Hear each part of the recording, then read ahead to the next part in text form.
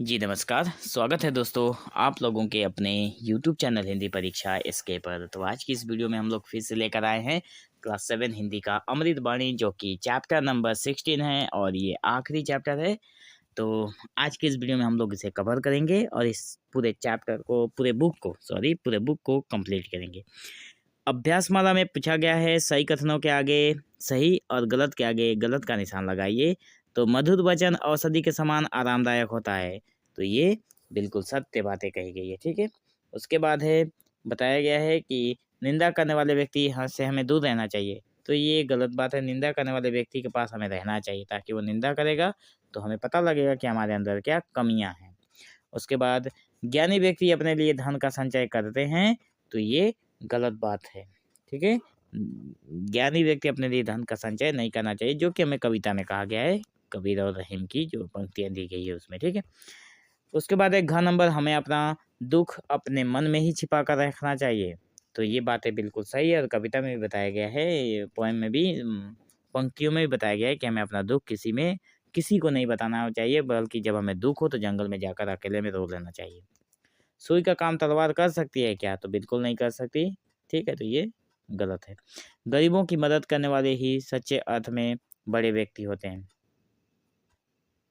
सुई का काम तलवार कर सकती है? बिल्कुल नहीं कर सकती, इसलिए ये गलत लिखा गया है, ठीक है। उसके बाद गरीबों की मदद करने वाले ही सच्चे अर्थ में बड़े व्यक्ति होते हैं। बिल्कुल, ये वाला बिल्कुल सही है, ठीक है। तो यहाँ तक कंप्लीट हुआ। उसके बाद हम लोग देखेंगे पूर्ण वाक्य में उत्तर दो, जिसमें बताया गया है कि पहला नंबर है संत कबीरदास के आराध्य कौन थे? तो संत कबीरदास के आराध्य निर्गुण निराकार राम थे।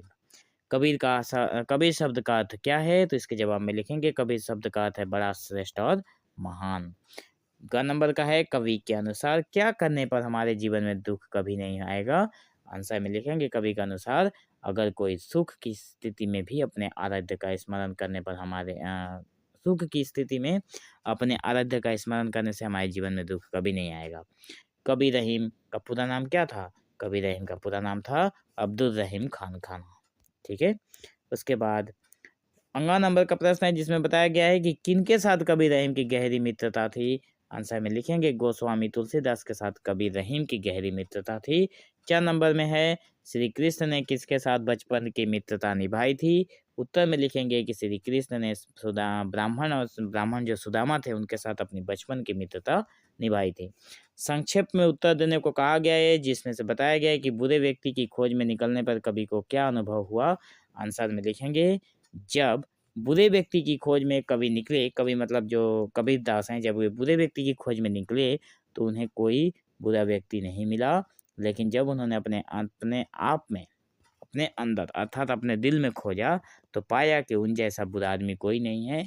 उन्होंने अपने आप को बुरा इसलिए कहा है क्योंकि वही सबसे बुरे आदमी थे जो बुराई ढूंढने निकल गए थे सारा काम धाम छोड़कर, ठीक है।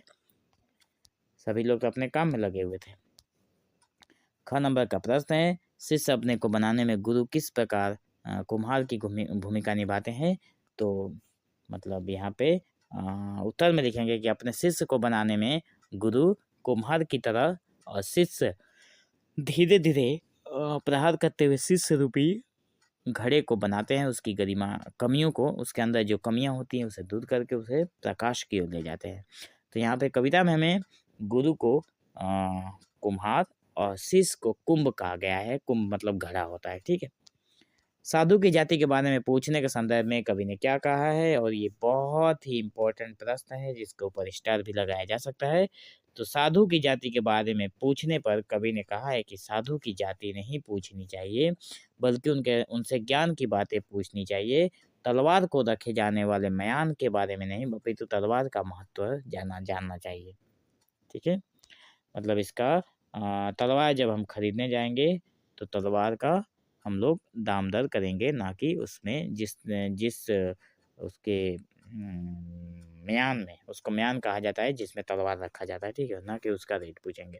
उदाहरण स्वरूप अगर हम लोग बात करें तो अगर आप बाजार में कुछ खरीदने जाते हो, कोई भी एक सामान खरीदने जाते हो, तो जिस कैरी बैग में आप सामान लेकर आते हो उस कैरी बैग का दाम तो आप करते नहीं हो, बिल्कुल आप उस सामान का रेट पूछते हो, ठीक है। उसके बाद कबीर रहीम ने ऐसा क्यों कहा कि थोड़े दिनों के लिए आने वाली विपत्ति अच्छी होती है? तो यहाँ पे कबीर दास भी हैं और रहीम भी है।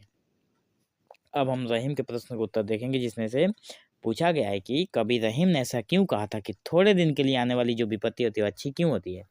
तो कबीर ने इसलिए कहा है क्योंकि विपत्ति के समय अपना साधना ही काम आता है, कोई दूसरा हमारा सहायक नहीं बनता।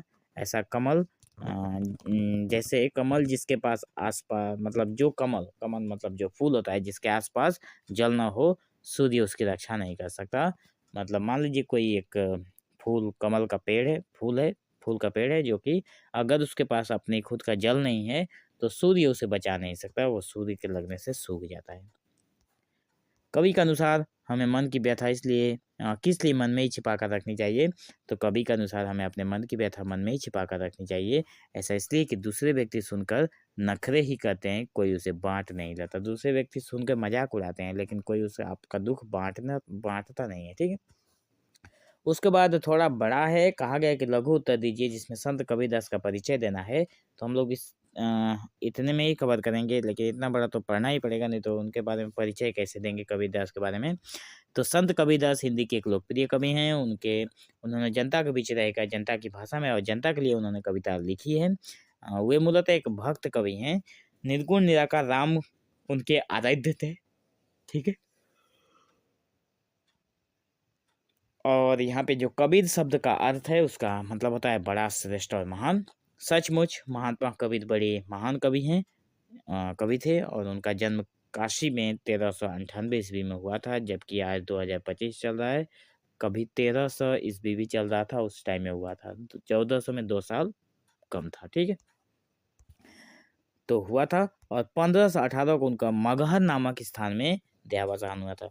कई बार एग्जाम में पूछा गया है कि कबीरदास का देहावसान कब हुआ था। ये तो सबको पता होता है कि कब हुआ था, 1518 में हुआ था, लेकिन एग्जाम में पूछ लेता है कि कहाँ पे हुआ था। ये बातें सबको पता नहीं होती है, गड़बड़ हो जाती है। ठीक है। तो मगहर में उनका देहावसान हुआ था, मतलब मृत्यु हुई थी, और उनकी कविता अमृतमय वाणी के समान है। उसके बाद नीचे दो कवियों का, इस चैप्टर में हमारे 2 कवि हैं, तो दोनों कवि का परिचय पूछा गया है। तो इसके उत्तर में लिखेंगे कि कवि रहीम का परिचय देने को कहा गया है, तो लिखेंगे नीति के कवि रहीम जी का पूरा नाम है अब्दुल रहीम खान खाना। उनका जन्म 1556 ईस्वी को हुआ था। ये कबीरदास के बहुत बाद जन्मे। कबीरदास 1400 अभी नहीं स्टार्ट हुआ था, 1398 में ही जन्म हो गया था कबीरदास का, लेकिन रहीम का जन्म हुआ 1556 में, कबीरदास के मृत्यु के बाद। ठीक है। ये मुगल सम्राट अकबर के मंत्री जो मुगल सम्राट था अकबर, उसके मंत्री बैरम खां के पुत्र थे। अकबर का जो मंत्री था बैरम खां, उसके पुत्र थे। वो एक तरफ से राज कार्य में निपुण थे, तो दूसरी तरफ अच्छी कविता भी करते थे। कबीर गोस्वामी तुलसीदास से उनकी उनकी गहरी मित्रता थी। कबीर रहीम बड़े दानी भी थे। कहते हैं कि कभी गंग को उनकी एक रचना पर रहीम जी ने 36 लाख रुपए दिए थे। 1638 ईस्वी को उनकी मृत्यु हुई थी। ठीक है। तो ये रहा उनका शॉर्टकट परिचय। उसके बाद ग नंबर का प्रश्न है, जिसमें बताया गया है कि निम्नलिखित साखी सरल, इसका सरल अर्थ बताना है, जो पंक्तियां दी गई है। तो इसका अर्थ क्या है। मधुर वचन है औषधि, कटुक वचन है तीर, स्वप्न श्रवण द्वार है, संचर है, शालय सकल शरीर। इसका अर्थ बताने को कहा गया है। तो इसका अर्थ है कि इस साखी का अर्थ है कि मीठी बोली हमेशा औषधि का काम करती है, लेकिन कड़वा वचन, ठीक है, कड़ुक वचन कड़वा वचन एकदम नुकीले बाण की तरह होता है। उसके बाद निम्नलिखित दोहे को गद्य रूप लिखो, जिसमें से पूछा गया है। तो रहीमन देखी बड़ेन को, लघु न दीजिए डारी, जहाँ काम आवे सुई, कहाँ करे तलवारी। इसका उत्तर हम लोग लिखेंगे कि रहीम के अनुसार है कि बड़ी वस्तु को देखकर छोटी वस्तु को फेंक देना नहीं चाहिए, क्योंकि जहाँ पे सुई काम आती है वहाँ पे तलवार काम नहीं करता। ठीक है। उसके बाद 5वें नंबर में है निम्नांकित दोहों के भावार्थ लिखने को बताया गया है। दुआ है, निंदक नियरे राखिए, आंगन कुटी छवाए, बिन पानी साबुन बिना निर्मल करे सुहाए। इसके उत्तर में हम लोग लिखेंगे कि हमारी निंदा जो हमारी निंदा करता है, ठीक है, जो हमारी निंदा करता है उसे अपने अधिक से अधिक पास रखना चाहिए। वह तो बिना साबुन और पानी के हमारी कमियां बताकर हमारे स्वभाव को साफ करता है, बिल्कुल इसी तरह से, ठीक है। इसलिए निंदा करने वाले व्यक्ति को हमेशा अपने पास रखना चाहिए ताकि वो आपको निंदा करे और आपको पता चले कि आपके अंदर क्या क्या कमियां हैं। ख नंबर का प्रश्न है जिसमें कहा गया है कि रही मन निज संपत्ति बिना को न विपत्ति सहाय बिन पानी साबुन बिन पानी ज्यों उज्ज्वल को रवि ज्यों पानी जलज को, ठीक है, बिनु पानी ज्यों जलज को रवि नहीं सके बचाए।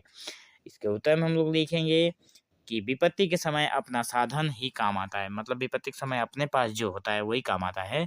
उस समय कोई दूसरा व्यक्ति हमारा सहायता नहीं करता, हमें अपने विपत्ति का सामना खुद ही करना पड़ता है। उदाहरण के तौर पर अगर कमल के आसपास जल नहीं होगा तो सूरज भी उसकी रक्षा नहीं कर सकता, उसे अपनी रक्षा खुद से ही करनी पड़ती है, ठीक है। तो आशा करता हूँ आप लोगों को यहाँ तक समझ में आया हुआ। नेक्स्ट में जो भाषा अध्ययन है उसको भी देख लेते हैं, पूरे चैप्टर को ही कंप्लीट करते हैं। तो कहा गया कि संस्कृत भाषा से ही कालांतर में हिंदी भाषा का विकास हुआ। कालांतर मतलब जैसे जैसे समय बीता, परंतु हिंदी में संस्कृत के कुछ हूबहू प्रयुक्त होते हैं, जैसे ऐसे शब्दों को तत्सम कहा जाता है, उसके अर्थात संस्कृत के समान कहते हैं। मतलब यहाँ पे शॉर्टकट में मैं आप लोगों को समझा दूं कि कई ऐसे शब्द हैं जिसका हम लोग संस्कृत का ही शब्द हिंदी में प्रयोग करते हैं, संस्कृत की तरह ही, उसे हम लोग क्या बोलते हैं, तत्सम शब्द बोलते हैं, ठीक है। और ये तत्सम शब्द को मतलब हिंदी इसका जो तत्सम शब्द ही मतलब हम लोगों को इसका संस्कृत शब्द है, ठीक है। तो बताया गया कि हमारे पाठ में कुछ ऐसे शब्दार्थ दिए गए हैं, शब्द दिए गए हैं जिसका हमें तत्सम रूप लिखना है। जैसे यहाँ पे वचन, वचन शब्द का होगा वचन का होगा वचन, ठीक है। श्रवण का होगा श्रवण का होगा श्रवण, श्रवण का मतलब श्रवण मतलब सुनना। उसके बाद होता है शीश, शीश का मतलब हो गया शिष्य, ठीक है। यहाँ पे गड़बड़ लिखा है, शीश लिखा है, शिष्य होता है, ऐसे श यह होगा, ठीक है। ये य है और ये आधा श है, आधा मध्यमा श है, ठीक है, छोटा सा शिष्य। उसके बाद सुमिरन, सुमिरन का मतलब होता है स्मरण और बिथा का मतलब होता है व्यथा, ठीक है। और शरीर का मतलब तो शरीर ही है लेकिन स्पेलिंग गलत है, तो यहाँ पे सही करके लिखा हुआ है, आप लोग देख लीजिएगा। वृथा का मतलब होता है बिथा का मतलब होता है वृथा, मतलब बेकार, व्यथा नहीं बेकार, वृथा गया बेकार हो गया। उसके बाद 3 नंबर में कहा गया कि निम्नलिखित शब्दों के विपरीतार्थक शब्द लिखो, जिसमें से उल्टा लिखना है। बुरा का होगा भला, साधु को होगा क्या होगा असाधु, ज्ञान का होगा, ज्ञान का क्या होगा अज्ञान होगा। उसके बाद निर्मल का होगा मलिन, निर्मल का मलिन ही होगा, निर्मल का नहीं लिखा है, निर्मल का मलिन लिखा है। उसके बाद भली का क्या होगा, भली का होगा बुरी, गरीब का होगा धनी, और मित्र का क्या होगा शत्रु होगा, गरीब का होगा अमीर, ठीक है। उसके बाद अब हम लोग देखेंगे जो शब्दार्थ दिए गए हैं उससे वाक्य रचना। तो क नंबर का 1 नंबर है औषधि, रोगी को जल्दी ठीक होने के लिए औषधि दी गई। दूसरे नंबर में है तीर, धनुधर ने निशाने पर तीर चलाया। श्रवण, गुरुओं की बातें ध्यानपूर्वक श्रवण करनी चाहिए, श्रवण मतलब सुनना चाहिए। सालय, वो कई सालों से इस गांव में रह रहा है। कोई भी तुम्हारी मदद कर सकता है, बस पूछने की देर है। शिष्य, गुरु के प्रति शिष्य भाव रखना चाहिए। उसके बाद कुंभ, इस वर्ष हरिद्वार में कुंभ मेला लगेगा। उसके बाद वाहे, नदी का पानी तेजी से वाहे चला जा, वाहे मतलब बहना, बहे चला जा रहा है। नियरे मतलब मेरे घर के विद्यालय मेरा घर विद्यालय के नियरे है, नियरे मतलब निकट जल्दी किनारे है। सुभाय मतलब वो अपने स्वभाव से सबका मन जीत लेता है, स्वभाव मतलब व्यवहार, ठीक है। सुजान, सुजान व्यक्ति हर स्थिति का समाधान ढूंढ लेता है। बिथा, उसकी बिथा सुनकर सभी दुखी हो गए, ठीक है। बिथा मतलब यहाँ पे व्यथा बताया गया है। गोय का मतलब हो गया सच को गोय नहीं किया जा सकता, सच को गोय नहीं किया जा सकता। उसके बाद इठलइये, बच्चा नई पोशाक पहनकर इठलइये रहा था, ठीक है। मतलब इठलाना मतलब खुशी होना, एक अलग तरीके से मतलब थोड़ा होता है, बच्चे जो बच्चे नहीं बड़े बड़े भी कभी कहते हैं इठलाना, थोड़ा कैसे समझाऊं, ज़्यादा खुशी दिखाना, थोड़ा इधर उधर बहानेबाजी करना। जलज का मतलब होता है कमल को जलज भी कहा जाता है। बापुरो मतलब वह बापू तो बहुत सरल स्वभाव का है। मिठाई मतलब उनकी मिठाई की दुकान, मिठाई की दुकान बहुत प्रसिद्ध है, मिठाई होगा, शायद स्पेलिंग गलत हो गया है। निर्गुण होगा रातों का भजन, निर्गुण भक्ति पर आधारित होता है। सॉरी, रातों नहीं, संतों का, ठीक। निर्गुण हो गया, यहाँ पे संतों का जो भजन है वो निर्गुण भक्ति पर आधारित होता है। देहावसान, संत का देहावसान शांति से हुआ। सीख, हर गलती से कोई ना कोई सीख मिलती है।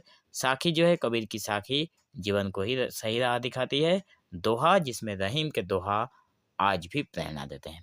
तो ये रहा आप लोगों का शब्दार्थ से बने जो वाक्य हैं, ठीक है। और आशा करता हूँ आप लोगों को ये वीडियो पसंद आया होगा। अगर वीडियो अच्छा लगा हो तो चैनल को सब्सक्राइब करें, चैनल के साथ बने रहें, और वीडियो को अंत तक देखने के लिए आप लोगों का बहुत बहुत धन्यवाद।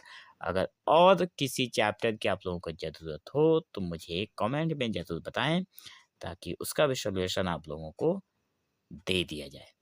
तो मिलते हैं किसी और नए वीडियो में, और तब तक के लिए बने रहें हमारे चैनल के साथ। Thank you for watching this video. Have a nice day.